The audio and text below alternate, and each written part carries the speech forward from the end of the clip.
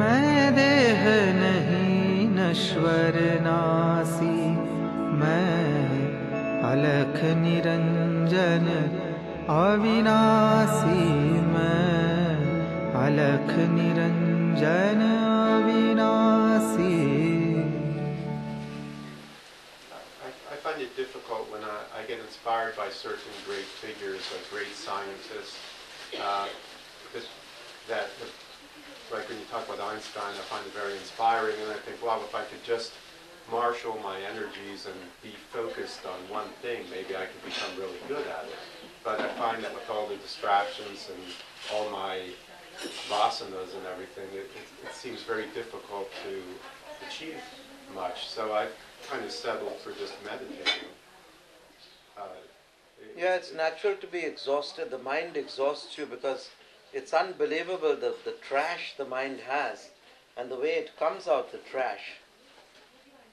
It's very unbelievable, and it appears sometimes the mind is inexhaustible. It never gets exhausted. And the deepest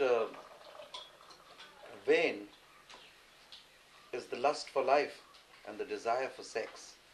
That takes the longest time to exhaust because of sex we are here today. We procreate, and it came, this trait of the animal drive is carried within our psyche for millions of years. You know, since the time we were amoebas to caterpillars to, rodents to seals to whales to tigers to lions, we had this desire for sex. So that is the most natural desire which a human being has in it, and he still tries to repel it and think of it as a sin or something to be shunned. The Puritan hypocritical mind still tries to shun it. And for this you must read Lahiri Mahasaya's book, who is an avatar. Lahiri Mahasaya is an avatar. And he says, sex came to me, I had sex, I felt good, and I went into samadhi. Today sex came. I had sex. It was good. I'm now in my samadhi. Finished. It came, I did away with it in this thing. The householder yogi, way beyond any of these things.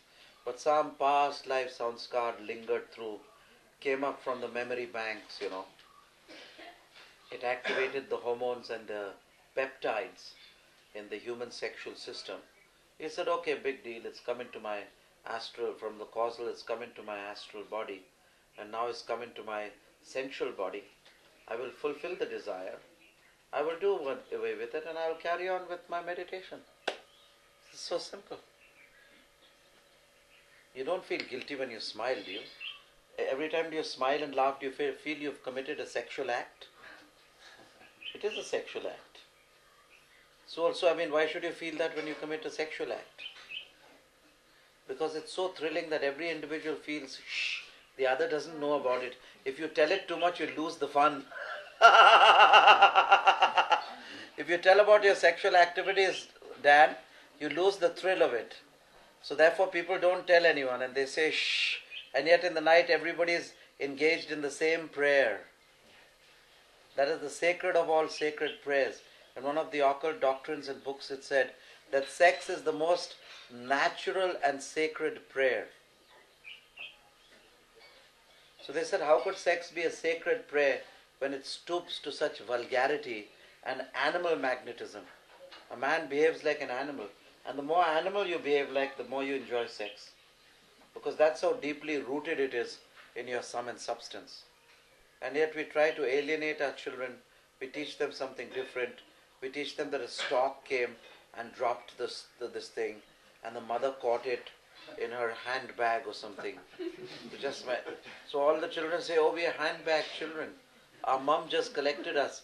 We dropped from the heavens. Our mom came with a handbag. She opened the bag, put it in, and that's how we were born. That's also very It was pretty exciting. The stork. We were given birth from the mother. Yes? So Varuna, how could we best spiritually make use of sex? It's the least spiritually straining or the most spiritually beneficial. You have to, you cannot directly pull sex into spirituality, Because sex is sex and it's far removed from the high techniques you're doing. Just practice your Shiva Shakti and do your Mahamudra regularly, and it will pull the sexual energy and transform it into spiritual energy. Let your practice do it. You don't mess it up with your mind. You can't mess it up with your mind because the sense of purity which you have during meditation is totally different from the sex, the carnal desire which you have. And you always remember one saying which I tell you, the lily grows in the dung heap. The most beautiful of spiritual people have been born through the sexual act. So please do not discard it or treat it as anything disgraceful. No doubt it retards you to the extent you want to enjoy sex. But the problem is it's so damn enjoyable that you cannot disengage yourself from it, Dad. That is the problem. You cannot disengage. Because I remember one yogi told me, he said, Gurunath, I'm a yogi, but please bear in mind, I'm a hormonal yogi. So I like that. I said, that's fair enough. You're a hormonal yogi. Huh? Asman bhai.